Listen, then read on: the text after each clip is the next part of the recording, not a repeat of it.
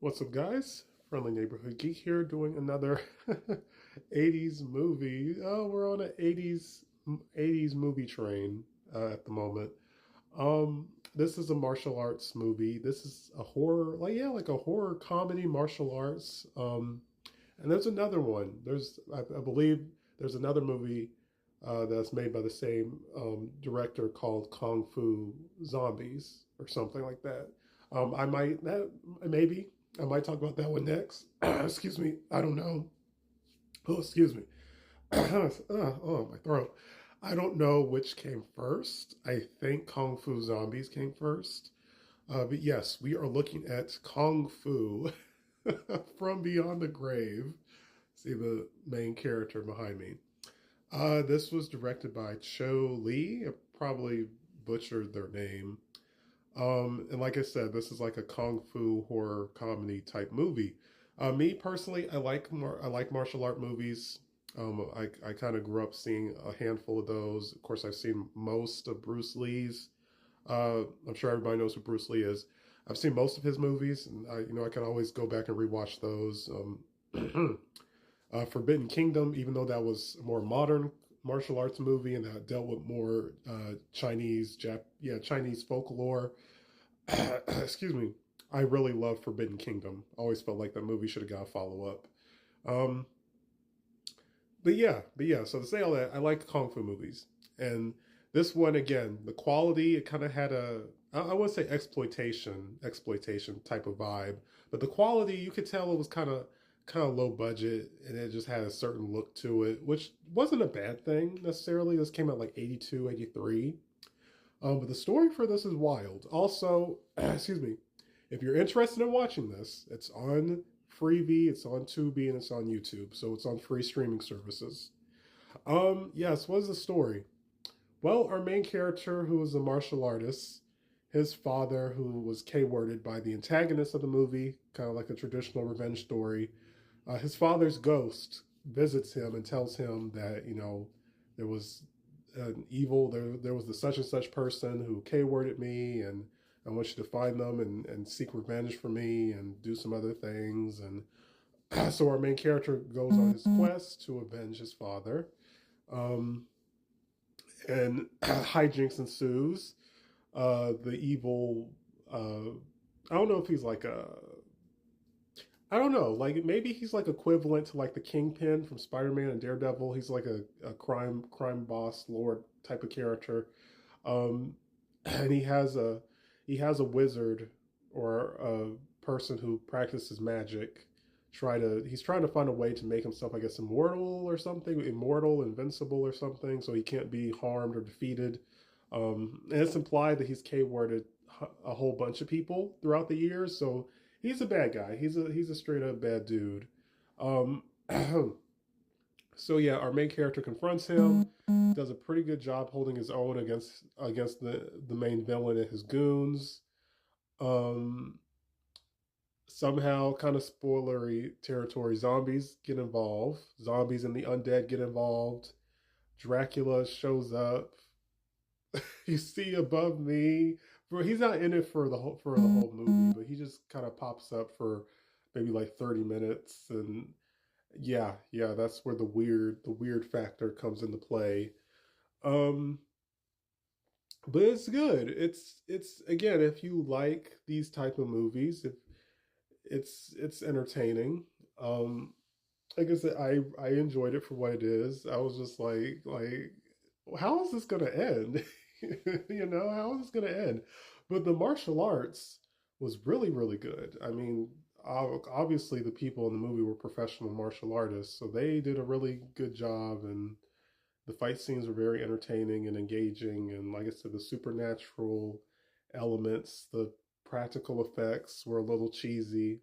Having the people dressed up to look like zombies or ghosts was kind of cheesy, but it added to the charm. And like I said, Dracula showing up was so weird. So I think um our main character ends up getting the help of the undead.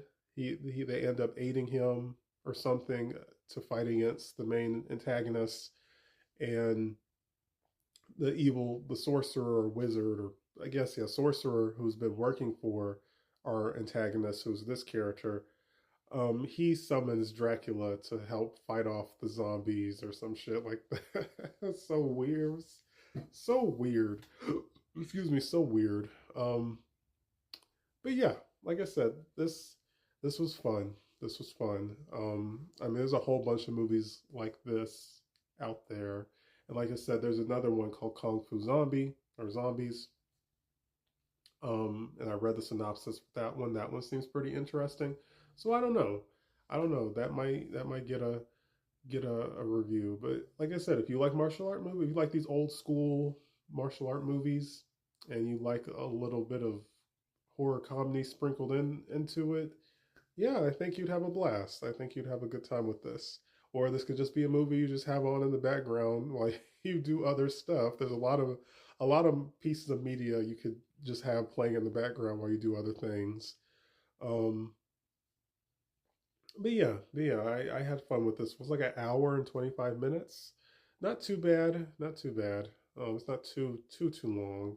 And like I said, it does keep you engaged and entertained, and the characters are entertaining to watch. And um, it's dubbed. It has an English dub. The English dub is okay. It's fine for what it is. But yeah, like I said, I might talk about the sequel, or I might talk about something. Next review might be on something completely different. But as always, like, comment, share, and stay tuned for more. And like I said before, what's up, you guys? Friendly Neighborhood Geek here, doing another, um, I guess we could say kaiju movie. Yeah, doing a kaiju movie. I've done, I've been doing this for 4 years now, so I'm pretty sure I've talked about some monster movies. Um, but I don't know if I've specifically talked about a traditional Japanese kaiju monster movie. I can't remember, to be honest. Um, but yes, we are talking about Howl from Beyond the Fog. Oh, I forgot. Off topic. I know there's a movie.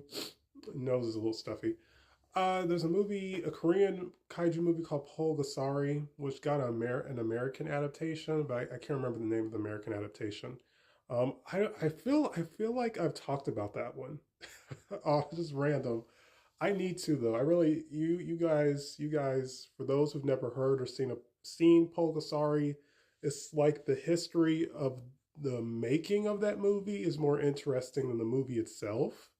There's a whole documentary on YouTube about it. Very, very crazy story, that movie. Um, I don't know. I might do that later this week. We'll see. Talk about Polgasari. But anyway, today we are talking about Howl from Beyond the Fog. Yes, this was directed and written and created by Daisuke or Daisuke. I think it's Daisuke Sato. Um, I saw this. I believe it was on Freebie. I know it's on Freebie, Tubi. It's on free streaming service, uh, uh, apps or whatever.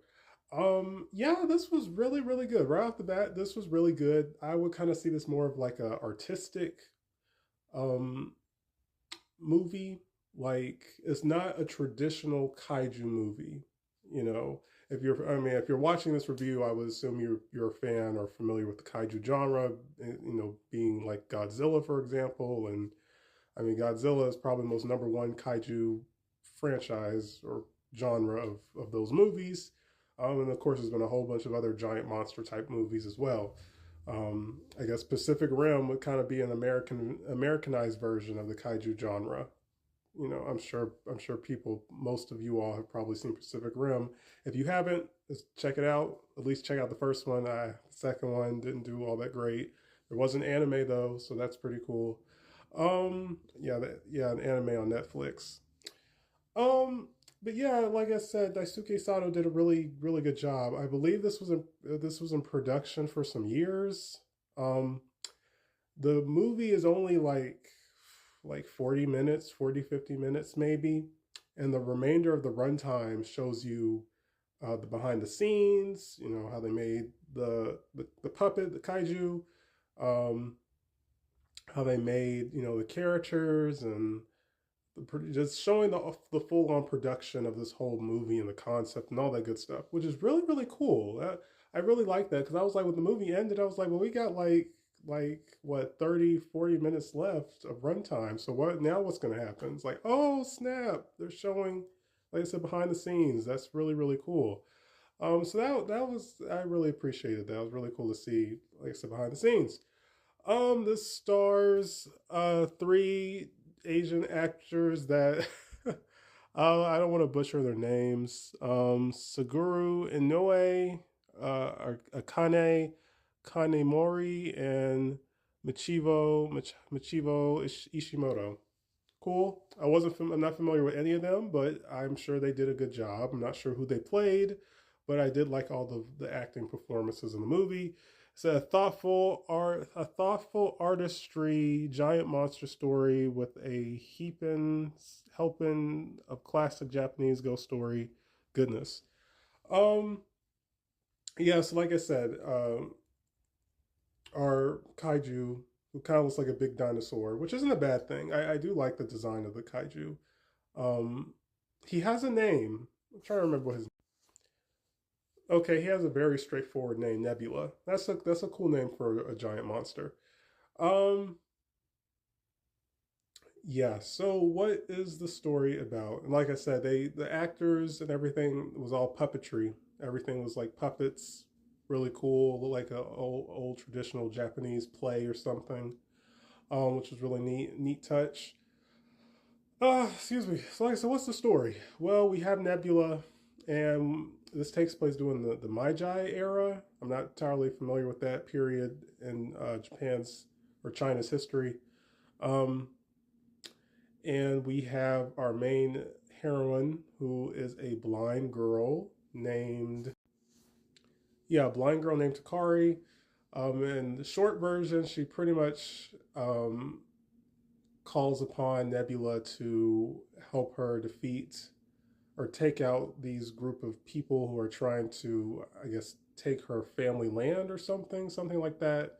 But basically, Nebula stops the evil plans of some pretty crappy people who are trying to do a very bad thing to an innocent individual. And that's pretty cool. Like I said, the story is very straightforward, and that's not a bad thing. Um, so like I said, it kind of plays like I said, like a Japanese folk tale, or like I said, old Japanese play, like the not the story per se, but I'm not sure the word I want to use. But take my word for it. It's good for what it is. It's good for what it is. Like I said, I like the puppetry. I like the way Nebula looks. Um, his roar is equivalent to like a foghorn or something, which is pretty cool. Um, like I said, I'm not sure if anyone, however many people have seen enough of Godzilla, but Godzilla GMK, where that version of Godzilla was very, very different from what came before and even what came after. But that version, that in that movie GMK, he was the antagonist of the film. I felt like Nebula's design, especially his facial design, his eyes, looked a lot like GMK's incarnation of Godzilla, and that could have been intentional. That could have just been a coincidence. Like I said, he kind of looks like a big dinosaur, which isn't a bad thing. You know, like I still look at him and I think, wow, that's a cool monster design. But at the same time, it's like, you know, it kind of looks a little simplistic. Um, like I said, the voice acting was great.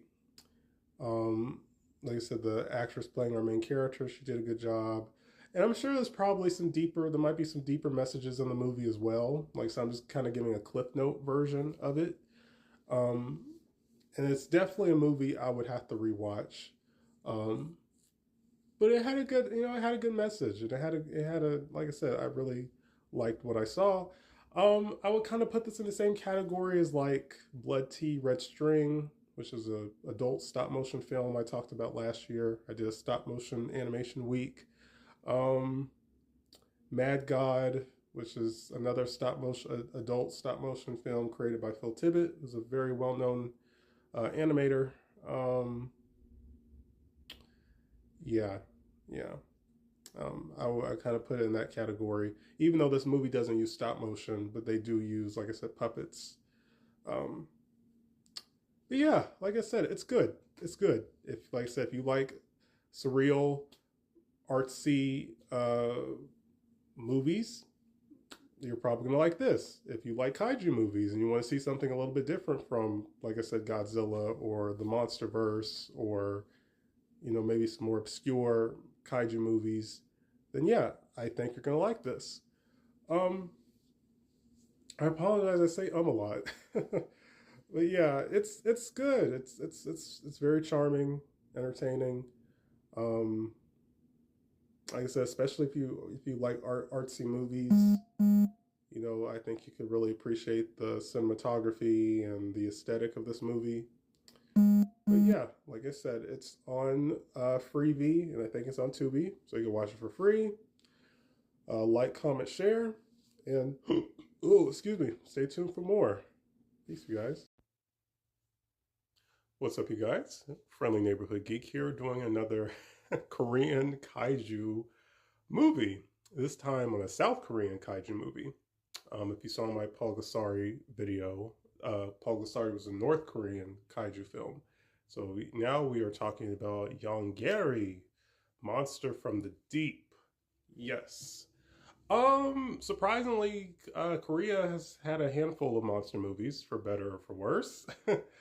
Young Gary, right off the bat, I would say I enjoyed it. It's very more straightforward. I think the rating was PG. I think it's very straightforward. This came out, I believe, August of 1967. So this is a late 60s monster movie. And surprisingly, like I said, like visually, the quality of the movie holds up relatively well. Like if you saw this movie, I don't think you would think it came out in the 60s. You maybe think, oh, this probably came out like the 70s or something. Um, but like I said, the like visually, the quality of the movie held up very nicely. The cinematography was good, surprisingly. Um, this was directed by Kim Hae Duck, probably pronounced butcher their name, but I thought they did a good job. Like I said, it's very straightforward, very straightforward. Um, and the cast, again, casted fine. I watched the dub version, so I didn't get to hear any of the actual actors' uh, Korean language, but it was fine. It was cool. Young Gary himself, before we get into the story, again, the monster suit, it looked nice. It looked cool. It kind of reminded me, like the quality of the suit reminded me of like the early Gamera movies. For anyone, if you're watching this video, you're probably familiar with Gamera at this point. I hope you are. I hope you are at least. But the early Gamera movies, the quality of the way Gamera, the old Gamera suit looked, young Gary kind of has the same kind of vibe to him, which isn't a bad thing. Um, Again, his design, he kind of looks like a big dinosaur. I like he has the horn on his nose, and I think he can breathe fire. I think he can shoot a laser from his horn or something. So I like his design, but again, it feels a little like, could have been more original. Could have tried something different instead of just making him like a big, lizard reptile monster. I'm sure he was heavily inspired by Godzilla, obviously, but cool. Also, that company I mentioned in Paul Gassari's video, Titan Creations, they also did a young Gary figure. They made a figure of him, which honestly I probably will pick up at some point. It's just those figures are like close to like $100 a piece. So yeah, they're expensive. But they made a young Gary, they made a Paul Gassari, they made Gorgo, who I probably will do a video on Gorgo. That might be I don't know. Gorgo is a good kaiju movie. I might do that. Might get a video next, maybe, or at least in the near future. Um, so yeah, Young Gary merch exists if you're interested in owning a figure of him. But yeah, so what's the plot of this movie? And it's like an hour and 40 minutes or something. It's not that long. And that's not a bad thing either. It's not a super long kaiju movie. It's very straightforward. Um, I like how the movie kind of opens up with our main characters. Two of our main characters just got married. Off topic, I will be give you some friendly neighborhood geek lore because I brief periodically I mention personal stuff on here. I have a relative getting married next month, I believe. So that'll be cool. I haven't been to a wedding since I was like 6, 7. So I was like, huh, how ironic. Like I was watching the movie, I'm like, this will probably be me in a couple of weeks, but attending someone's wedding. But yeah, I thought that was kind of interesting. So one of our main characters is like an astronaut, pilot, whatever. The space, I believe the space state, not space station. Um, but I guess Korea's version of NASA, I guess, are trying to track an earthquake. Some crazy stuff happens, and we find out the cause of the earthquake is young Gary. Now, of course, this being a monster movie from '67, I kind of give them a little bit of grace. We don't, young Gary doesn't really get an origin of where he came from. One, one of the people, one of the higher ups, like all these kaiju movies, we always have a scene where we have like a board meeting with like the general and maybe like the president or something, and other politician oriented characters. We always get a scene like that in these type of movies. And I think the general is like, it's young Gary and something, something, something. He's the cause of this, and it's like, wait, how do you know who he? Like, has he just been around? Has young Gary just existed? Has he been seen before? The events of this movie.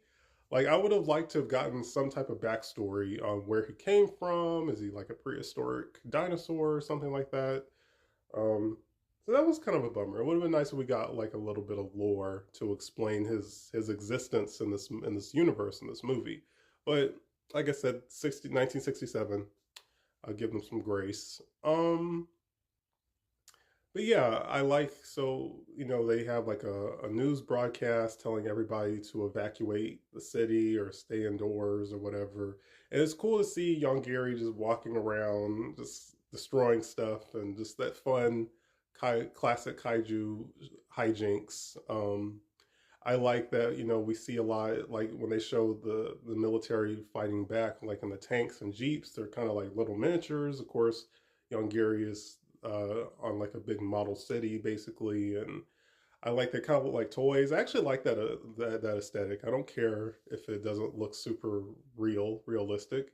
It's a fun dumb kaiju movie.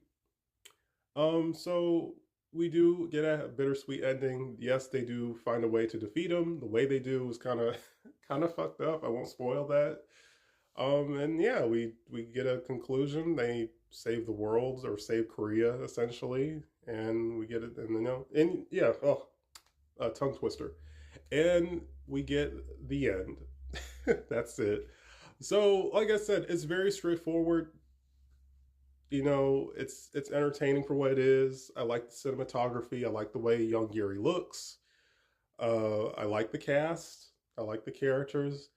Um, I don't know. Just I think I've mentioned before. I grew up on old content, having older parents and being around grandparents and stuff like that. I grew up on old cinema and old television. So for me, I can watch old stuff and have a good time. Now, yes, of course, I'm a millennial or whatever category I'm in. So yes, do I like watching new stuff or stuff I grew up, I grew up with what was new when I was growing up. I grew up with that type of content back then as well. So yeah, of course I can watch new stuff, but I have a strong appreciation for older content. Um, but yeah, like I said, say all that. It was cool. It's on streaming for free, so check it out. Um, like I said, check out Pulgasari if you haven't already. There was an American sequel adaptation. Oh man, it's gonna bother me. I forgot the name of it, and I don't think that was received all that well. I think it came on the '90s. So, that early CG period. Um, yeah, so I think there was like an American sequel, a remake, reimagining or something. So that exists. I don't know if I'll talk about that. Maybe it's kind of the so bad it's good category. So I'm sure I could probably get some enjoyment out of it. So I might talk about that one. I might talk about that one.